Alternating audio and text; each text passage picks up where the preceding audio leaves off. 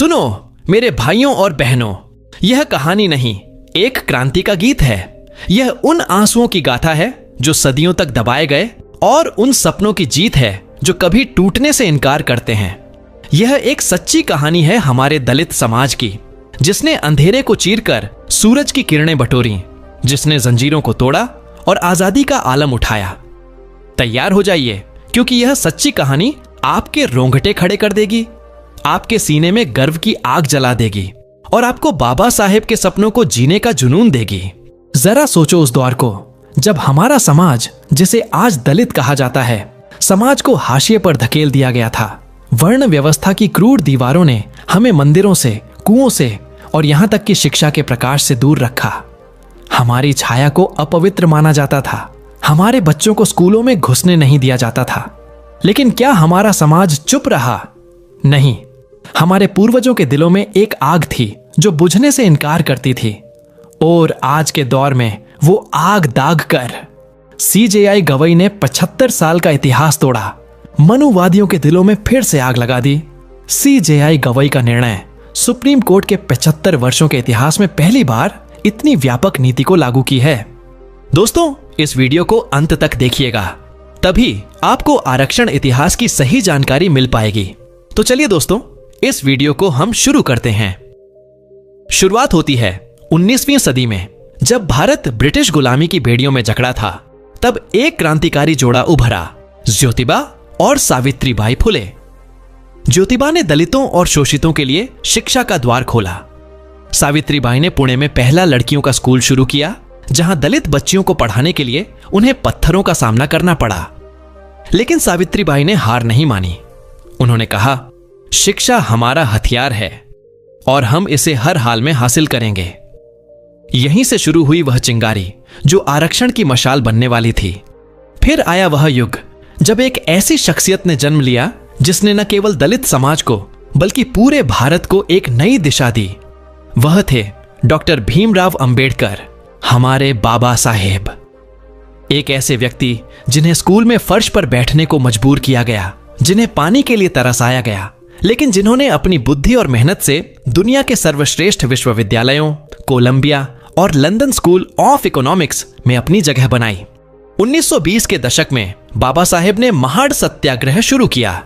यह केवल एक कुएं से पानी पीने की लड़ाई नहीं थी, यह थी सम्मान और समानता की जंग।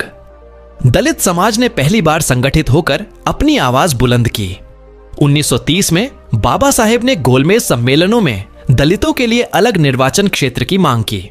1932 में पूना पैक्ट के जरिए उन्होंने दलितों के लिए सरकारी नौकरियों और शिक्षा में आरक्षण की नींव रखी। यह वह क्षण था जब दलित समाज को पहली बार यह एहसास हुआ कि वे भी इस देश के बराबर के हिस्सेदार हैं। बाबा साहेब ने कहा था, मैं उस समाज के लिए लड़ रहा हूं जो सदियों से कुचला गया है। मैं चाहता हूं कि मेरे लोग सिर उठाकर जिएं। और यही वह सपना था जिसे उन्होंने संविधान में पिरोया। 15 अगस्त 1947 को भारत आजाद हुआ। लेकिन बाबा साहेब के लिए आजादी केवल झंडा फहराने की नहीं थी, यह थी सामाजिक और आर्थिक समानता की। संविधान सभा के अध्यक्ष के रूप में बाबा साहेब ने भारतीय संविधान को ऐसा रूप दिया जो दुनिया में सामाजिक न्याय का सबसे बड़ा दस्तावेज बना। अनुच्छेद 15 ने भेदभाव को खत्म किया। अनुच्छेद 16 ने सरकारी नौकरियों में समान अवसर सुनिश्चित किए और अनुच्छेद 46 ने दलितों और वंचितों के लिए विशेष प्रावधान किए। 26 जनवरी 1950 को जब संविधान लागू हुआ तो अनुसूचित जाति के लिए 15% और अनुसूचित जनजाति के लिए 7.5% आरक्षण की व्यवस्था लागू हुई। यह कोई साधारण नीति नहीं थी, यह था वह पल जो दलित समाज को सदियों की गुलामी से मुख्य धारा तक ले गया। स्कूलों में, कॉलेजों में और सरकारी दफ्तरों में दलित चेहरों ने अपनी जगह बनानी शुरू की। बाबा साहेब का सपना सच होने लगा। 1970 के दशक में मंडल आयोग ने एक और क्रांति की नींव रखी। आयोग ने अन्य पिछड़ा वर्ग के लिए 27% आरक्षण की सिफारिश की। 1990 में जब VP सिंह ने इस सिफारिश को लागू किया तो देश में एक नया सामाजिक आंदोलन शुरू हुआ। यह केवल OBC के लिए नहीं, बल्कि दलितों और अन्य वंचित समुदायों के लिए भी एकजुटता का प्रतीक था। लेकिन यह राह आसान नहीं थी। मंडल आयोग के फैसले को सुप्रीम कोर्ट में चुनौती दी गई। 1992 में इंदिरा साहनी मामले में सुप्रीम कोर्ट ने 50% आरक्षण की सीमा तय की और मंडल की सिफारिशों को सही ठहराया। यह दलित समाज और अन्य वंचित समुदायों के लिए एक और जीत थी। अब आते हैं आज के दौर में, जहां सुप्रीम कोर्ट के मुख्य न्यायाधीश भूषण रामकृष्ण गवई ने एक और मील का पत्थर स्थापित किया। 4 जुलाई 2025 को सुप्रीम कोर्ट ने अपने स्टाफ की नियुक्तियों में SC/ST के साथ साथ OBC, शारीरिक रूप से अक्षम लोगों और भूतपूर्व सैनिकों के लिए भी आरक्षण लागू करने का ऐलान किया। यह कोई छोटी बात नहीं है। जब देश का सर्वोच्च न्यायिक संस्थान खुद सामाजिक न्याय की मिसाल कायम करता है तो यह पूरे देश के लिए एक संदेश है। CJI गवई, जो स्वयं दलित समाज से आते हैं, CJI गवई ने इस फैसले के जरिए बाबा साहेब के सपनों को और मजबूत किया। यह फैसला केवल नीति का नहीं बल्कि गर्व का विषय है। यह दिखाता है कि दलित समाज अब केवल मांग करने वाला नहीं बल्कि नीतियां बनाने और लागू करने वाला भी है। सुप्रीम कोर्ट की यह पहल, जो 23 जून 2025 से लागू हो चुकी है, सरकारी नौकरियों में SC/ST, OBC के साथ साथ दिव्यांगों और भूतपूर्व सैनिकों को भी समान अवसर देगी। यह सामाजिक समावेश की दिशा में एक ऐतिहासिक कदम है। आज आरक्षण, शिक्षा की बदौलत दलित समाज ने हर क्षेत्र में अपनी पहचान बनाई है। हमारे लोग IAS, IPS, वैज्ञानिक, इंजीनियर, डॉक्टर, वकील और शिक्षक बन रहे हैं। सुप्रीम कोर्ट में हमारे जज हैं, संसद में हमारी आवाज गूंज रही है और विश्वविद्यालयों में हमारे बच्चे नई ऊंचाइयां छू रहे हैं।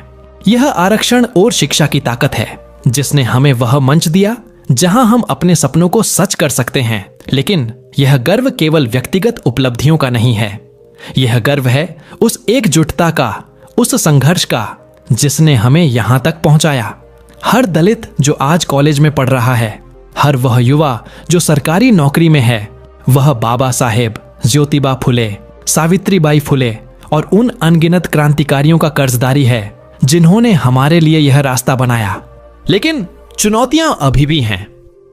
कुछ लोग आज भी आरक्षण को अनुचित लाभ कहते हैं, आरक्षण वालों को गाली देते हैं। वे भूल जाते हैं कि यह लाभ नहीं बल्कि सदियों के अन्याय का मुआवजा है।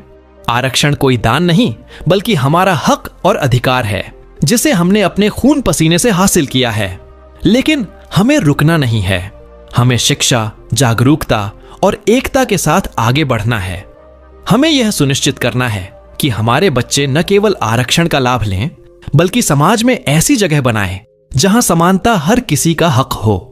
दोस्तों, मेरे दलित भाइयों और बहनों, यह है हमारी कहानी। यह कहानी उस समाज की है जिसने अंधेरे को चीरकर उजाला बनाया। यह कहानी उस बाबा साहेब की है जिन्होंने हमें सिखाया कि शिक्षित बनो, संगठित रहो, संघर्ष करो। यह कहानी उस CJI गवई की है जिन्होंने सुप्रीम कोर्ट में सामाजिक न्याय की मशाल जलाई। और यह कहानी हमारी है जो हर दिन नई ऊंचाइयों को छू रही है। आइए इस गर्व को अपने दिलों में संजोएं और बाबा साहेब के सपनों को पूरा करने के लिए एकजुट होकर आगे बढ़ें। यह हमारा इतिहास है, यह हमारा गर्व है और यह हमारा भविष्य है। अगर यह कहानी आपके दिल को छू गई है तो इस संदेश को जन जन तक पहुंचाइए। चैनल को सब्सक्राइब करें, वीडियो को लाइक और शेयर करें। हम फिर मिलेंगे एक और प्रेरणादायक कहानी के साथ। जय भीम, जय संविधान, नमो बुद्धाय, जय भारत।